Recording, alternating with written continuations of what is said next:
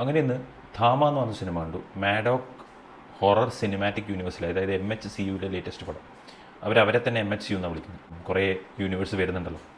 LCU, പണ്ടോട്ടെ MCU ഉണ്ട് ഹോളിവുഡിൽ. പിന്നെ അത് കൂടാണ്ട് ഇപ്പോൾ സ്പൈവേഴ്സ്. അപ്പം അവരുടേതായ രീതിയിലൊരു പുതിയൊരു യൂണിവേഴ്സിറ്റി ക്രിയേറ്റ് ചെയ്യുന്നുണ്ട്. ഇതിലെ 5ാമത്തെ സിനിമയാണിത്. ഫസ്റ്റ് പടം സ്ത്രീയാണ്, അതിനുശേഷം ഇറങ്ങിയത് ബേഡിയ, അതിനുശേഷം ഇറങ്ങിയത് മൂഞ്ചിയ എന്ന് പറഞ്ഞൊരു പടം. കഴിഞ്ഞ വർഷം സ്ത്രീ 2 ഇറങ്ങി. അതൊരു ബ്ലോക്ക് ബസ്റ്ററായി മാറി. ഇതൊരു ഇൻഡസ്ട്രി ഹിറ്റ് എന്ന് പറയാൻ വേണ്ടി ഒരു ബ്ലോക്ക് ബസ്റ്ററായി മാറി. ഞാൻ ഹിറ്റാവുമെന്ന് വിചാരിച്ചിട്ടുണ്ടായിരുന്നു, പക്ഷേ 800 കോടി എങ്ങാണ്ട് കളക്ട് ചെയ്തു. എന്തുകൊണ്ടാണെന്ന് എനിക്കിതുവരെ അറിയില്ല. അതിലെ ലേറ്റസ്റ്റ് എഡീഷനാണ് ധാമ എന്ന് പറഞ്ഞ ഇന്ന് കണ്ട പടം. എൻ്റർടൈൻമെൻ്റ് ആയിരുന്നു പ്രതീക്ഷിച്ച് പോയത്. ഒരു മാങ്ങാത്തൂലിയും കിട്ടിയില്ല. ഈ മുഞ്ച എന്ന് പറഞ്ഞ സിനിമ എടുത്ത ഡയറക്ടർ തന്നെയാണ് ഈ പടം എടുത്തിരിക്കുന്നത്, ധാമ എടുത്തിരിക്കുന്നത്. ആദിത്യ സർപോട്ട്കർ എന്നാണെന്ന് തോന്നുന്നു ഡയറക്ടറുടെ പേര്. സോറി, പ്രൊണൗൺസിയേഷൻ ചിലപ്പോൾ മാറിയിട്ടുണ്ടാവും. അതുകൊണ്ട് തന്നെ നല്ല എക്സ്പെക്ടേഷൻ ഉണ്ടായിരുന്നു. ഓക്കെ, ഡീസൻ്റ് ആയിരിക്കും സ്റ്റോറി എന്ന് പറഞ്ഞിട്ട്. പക്ഷേ അത് തന്നെയായിരുന്നു ഏറ്റവും വലിയ പ്രശ്നം. ഇതിൽ വളരെ വളരെ വീക്കാണ് സ്റ്റോറി ലൈൻ. ഒന്നുമില്ല, കാര്യമായിട്ട് ഒന്നുമില്ല. ജസ്റ്റ് എനിക്ക് തോന്നുന്നു ഒരു ഫ്യൂച്ചർ ഈ സിനിമ ഇനി എക്സ്പാൻഡ് ആവുന്നുണ്ട്, ഈ യൂണിവേഴ്സ് ഇനി എക്സ്പാൻഡ് ആവുന്നുണ്ട്. അപ്പം ഇനി അടുത്ത സിനിമയിലേക്ക് എക്സ്പാൻഡ് ആകുമ്പോൾ ഒരു ജസ്റ്റ് ഒരു ഫൗണ്ടേഷൻ പോലെ ഇട്ടൊരു പടം പോലെയാണ് തോന്നി. സിനിമയുടെ ബേസിക് സ്റ്റോറി ലൈൻ എന്ന് പറഞ്ഞു കഴിഞ്ഞാൽ ഒരു ന്യൂസ് ചാനലിൽ വർക്ക് ചെയ്യുന്ന ആളാണ് ആയുഷ്മാൻ ഖുറാന. അപ്പോൾ അയാൾ കുറച്ച് ഫ്രണ്ട്സിൻ്റെ കൂടെ ഒരു ട്രെക്കിങ്ങിന് പോകും. അവിടെ നിന്നൊരു കരടി അറ്റാക്ക് ചെയ്യും. താടക എന്ന് പറഞ്ഞ, അതാണ് രാഷ്മികയുടെ ക്യാരക്ടറുടെ പേര്. താടക എന്ന് പറഞ്ഞ ക്യാരക്ടർ ഇൻട്രൊഡ്യൂസ് ചെയ്യും. താടകയാണ് ആയുഷ്മാനെ രക്ഷിക്കുന്നത്. അതിനുശേഷം നടക്കുന്ന കാര്യങ്ങളാണ് പടത്തിൻ്റെ സംഭവം. ഇവർ തമ്മിലൊരു റൊമാൻസ് ഒക്കെ ഉണ്ടാവും. ആ റൊമാൻസ് എല്ലാം അതായത് ഞാൻ നിനക്ക് വേണ്ടി ചാവും, നീ എനിക്ക് വേണ്ടി ചാവും എന്നൊക്കെ പറയുന്ന ടൈപ്പുള്ള റൊമാൻസ്. പക്ഷേ എന്തുകൊണ്ടാണ് അവർ തമ്മിൽ ഇത്ര ഇഷ്ടം എന്ന് എവിടെയും കാണിക്കുന്നില്ല. ജസ്റ്റ് പെട്ടെന്ന് ഇങ്ങനെ ടക്ക് ടക്ക് ടക്ക് എന്ന് പറഞ്ഞിട്ട് ഇങ്ങനെ മുന്നോട്ട് പോകുന്നുണ്ട്. ഒരു ഓർഗാനിക് ആയിട്ടുള്ളൊരു സംഭവം, അവർ തമ്മിലൊരു പ്രത്യേക ഒരു കെമിസ്ട്രി ഒന്നും എനിക്ക് ഫീൽ ആയില്ല. പിന്നെ ഇതിൽ ഭയങ്കര ഒരു കല്ലുകടിയായിട്ട് തോന്നി രാഷ്മികേൻ്റെ ഹിന്ദിയാണ്. എനിക്കത് ആനിമലിലും ചാവയിലും ഞാൻ കണ്ട രാഷ്മികേൻ്റെ എല്ലാ ഹിന്ദി സിനിമയിലും ആ പ്രൊണൗൺസിയേഷൻ്റെ പ്രശ്നം ഭയങ്കരമായിട്ട് തോന്നിയിട്ടുണ്ട്. കോമഡി ഇങ്ങനെ ചുമ്മാ തിരികെ കയറ്റിയിട്ടുണ്ട്. ഭയങ്കര ക്രിഞ്ച് കോമഡിയല്ല, വളരെ ബേസിക് ആയിട്ടുള്ള നമ്മളിങ്ങനെ TV ഷോയിലെല്ലാം കാണുന്ന ടൈപ്പ് കോമഡി, സ്കിറ്റിലെല്ലാം കാണുന്ന ടൈപ്പ് കോമഡി. അതിൽ കുറച്ചൊരു ആശ്വാസം എന്ന് പറഞ്ഞാൽ ആയുഷ്മാൻ ഖുറാനേൻ്റെ 1-2 കോമഡി നല്ല രസമുണ്ടായിരുന്നു. പുള്ളിക്കാരൻ്റെ ഒരു സ്റ്റൈലുണ്ട്, ആ ഒരു സ്റ്റൈലിൽ പിടിച്ചൊരു കോമഡി രസമുണ്ടായിരുന്നു. ബാക്കിയെല്ലാം ഒരു മിസ്ഫയർ പോലെ തന്നെ തോന്നി. രാഷ്മികേനെ എപ്പോൾ കാണിക്കുമ്പോഴും എന്തിനാണെന്ന് എനിക്കറിയില്ല, മൊത്തം ഡ്രസ്സൊക്കെ ഭയങ്കര ബിയേർഡാണ്. ഡീപ്പ് ക്ലീവേജും മൊത്തം നേവലെല്ലാം കാണിക്കുന്ന ടൈപ്പ്, വയറെല്ലാം കാണിക്കുന്ന ടൈപ്പ് ഡ്രസ്സാണ് എവിടെ പോയാലും. ഇവർ നാട്ടിലേക്ക് എത്തിയിട്ട്, കാട്ടിൽ നിന്നാണ് ഇവർ പരിചയപ്പെടുന്നത്. നാട്ടിലേക്ക് എത്തിയിട്ട് ഫസ്റ്റ് ഡേറ്റ് എന്ന് പറഞ്ഞിട്ട് പോകുന്നുണ്ട് ഒരു പബ്ബിലേക്ക്. അവിടെയാണ് നമ്മുടെ മലൈക്ക അറോറേൻ്റെ പാട്ട് വരുന്നത്, പോയ്സൺ ബേബി എന്നൊക്കെ പറഞ്ഞിട്ട്. അതിൽ ഇട്ടിരിക്കുന്നൊരു വേഷം കാണണം. ഓക്കെ, മലൈക്ക അറോറ മനസ്സിലാവും, ആ ഒരു ഐറ്റം സോങ് പ്ലേസ് ചെയ്ത് തന്നെ for the sake of the song. പക്ഷേ ഇതിലൊരു ഡേറ്റിന് പോകുമ്പോൾ ഓക്കെ, ഭയങ്കര വിയേർഡായിട്ടുള്ളൊരു ഡ്രസ്സിങ് സെൻസായിട്ടായിരുന്നു തോന്നി. എന്തിനാണ് ഇങ്ങനെ ചെയ്തു വെച്ചതെന്ന് എനിക്കറിയില്ല. അതിപ്പം ആൾക്കാരെ അട്രാക്റ്റ് ചെയ്യിപ്പിക്കാൻ വേണ്ടിയാണോ ഒരു നായികക്ക് തന്നെ ഇത്തരം വേഷങ്ങൾ കൊടുത്തതെന്ന് എനിക്കറിയില്ല. എന്ത് രീതിയിൽ അവർ ജസ്റ്റിഫൈ ചെയ്തത്. പിന്നെ അതുകൂടാതെ 3 ഐറ്റം സോങ് എന്തിന്? ഒന്ന്, ഞാൻ ഇപ്പോൾ പറഞ്ഞ ഒരു പബ്ബിൽ കിടക്കുന്ന ഒരു പോയ്സൺ ബേബി എന്ന് പറഞ്ഞൊരു സോങ്, അത് കുറച്ച് കഴിഞ്ഞ സമയത്ത് വേറെ ഒരു, ഓക്കെ അതിലേക്ക് വരാം. ഇത് ഇവരെ തന്നെ പരിചയപ്പെടുത്തുന്നത് ട്രെയിലറിൽ കാണിക്കുന്നുണ്ട്. വലിയ തേറ്റയൊക്കെ ആയിട്ട് കുറേ ആൾക്കാർ. ഒരു കൺഫ്യൂഷൻ ഉണ്ടായിരുന്നു എല്ലാവർക്കും, ഇത് വാമ്പയർ ആണ്. പക്ഷേ വാമ്പയർ അല്ല, ബേതാളാണത്. നമ്മൾ മലയാളത്തിൽ പറഞ്ഞ ബേതാളെന്ന് പറയില്ല, അത് ബേതാൾസാണ്. അപ്പോൾ അതിൻ്റെ ബാക്കിൽ നല്ലൊരു ഫോക്ലോർ ഉണ്ട്. ഓക്കെ, ആ ഫോക്ലോർ നല്ല രീതിയിൽ ഇവർക്ക് എക്സ്പ്ലെയിൻ ചെയ്യായിരുന്നു. ബേതാൾ എങ്ങനെയാണ് ഉണ്ടായത് എന്നൊക്കെ പറഞ്ഞിട്ട്. ഓക്കെ, അതിങ്ങനെ ജസ്റ്റ് ഇങ്ങനെ 1 ലൈനായിട്ട് ഇങ്ങനെ ചുമ്മാ പറഞ്ഞു പോകുന്നേ ഉള്ളൂ. ആ ബേതാളിൻ്റെ കഥ പറയുന്ന സമയത്തൊരു ആർട്ട് പോലെ, ഒരു തെയ്യം പോലെ ഒരു സംഭവമൊക്കെ കാണിച്ചിട്ടുണ്ടായിരുന്നു. അതൊക്കെ നല്ല രസമുണ്ടായിരുന്നു. അതിൽ തന്നെ അവർ എക്സ്പ്ലോർ ചെയ്യാതെ അനാവശ്യമായിട്ട് സിറ്റിയിൽ നടക്കുന്ന കുറേ കോമഡിയും അതും ഇതും എല്ലാം വലിച്ച് കയറ്റിയിട്ടൊരു അവിയൽ പരിവാക്കി വെച്ചിട്ടുണ്ട്. ഇതിൽ നമ്മളെ പഞ്ചായത്ത് എന്ന് പറഞ്ഞ സീരീസിലെ പ്രളാച്ച അഭിനയിക്കുന്നുണ്ട്, ഫൈസൽ മാലിക്, ഒരു പോലീസുകാരനായിട്ട്. ഓക്കെ, പുള്ളിക്കാരൻ കുറച്ച് കഴിയുന്ന സമയത്ത്, ഓക്കെ പുള്ളിക്കാരൻ സിനിമ മുന്നോട്ട് പോകുന്ന സമയത്ത് ഒരു വേതാളെല്ലാം ഹാങ് ഔട്ട് ചെയ്യുന്ന സ്ഥലത്ത് കൊണ്ടുപോകുന്നുണ്ട് ആയുഷ്മാൻ ഖുറാനേനെ.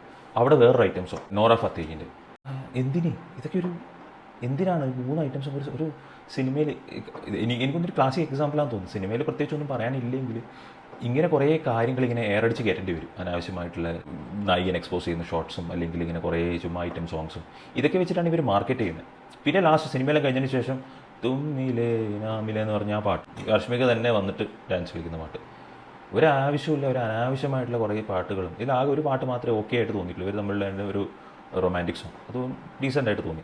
സിനിമയുടെ തുടക്കത്തിൽ തന്നെ കാണിക്കുന്നത് 300 BC നടക്കുന്ന ഒരു കഥയാണ്. അതായത് അലക്സാണ്ടർ ചക്രവർത്തി ഇന്ത്യയിൽ വന്നിട്ട് കാണിക്കുന്നതാണ്.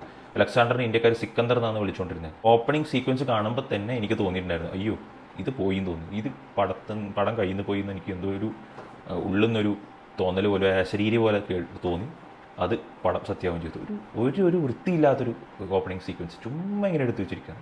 ഇതിൽ വില്ലൻ എന്ന് പറഞ്ഞിട്ട് കാണിച്ചിരിക്കുന്നത് നമ്മുടെ നവാസുദ്ദീൻ സിദ്ദിഖിനെ. ഭയങ്കര എക്സൈറ്റഡ് ആയിരുന്നു. ഞാൻ ട്രെയിലറോ ടീസറോ കാണുമ്പോഴാണ് മനസ്സിലായത് ഓക്കെ ഇങ്ങനെയാണ് വില്ലൻ എന്ന്.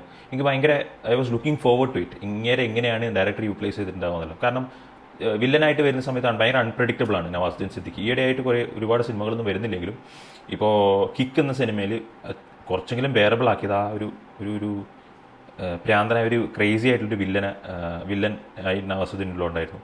രണ്ടാമത് ബദ്ലാപൂറിലൊരു കിട്ടിലൻ നെഗറ്റീവ് ക്യാരക്ടറായിരുന്നു.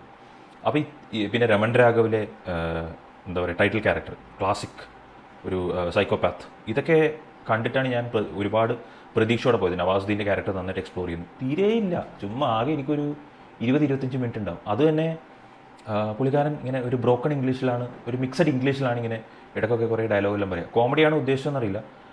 ചോദിച്ചാൽ പറയും ഞാൻ പണ്ട് ബ്രിട്ടീഷുകാർ കുറേ ചോര ഓടിച്ചിട്ടുണ്ട്, അങ്ങനെയാണ് ഇംഗ്ലീഷ് പഠിച്ചതെന്നൊക്കെ. ഇതിൽ എന്ത് സെൻസിലാണ് പടച്ചു വിട്ടതെന്ന് അതിൽ ആലോചിക്കുമ്പോൾ തന്നെ ഒരു ഓഡിയൻ എന്ന രീതിയിൽ തന്നെ എനിക്ക് തന്നെ തോന്നുന്നത് വൈ. അപ്പം ഡയറക്ടറിനോ അല്ലെങ്കിൽ ഇത് എഴുതുന്ന ആൾക്ക് ഒരു സെൻസ് വേണ്ടേ? ഇതൊക്കെ കണ്ട ആൾക്കാർ ചോദ്യം ചെയ്യുന്നു, what was the logic behind that എന്നൊക്കെ പറഞ്ഞിട്ട്.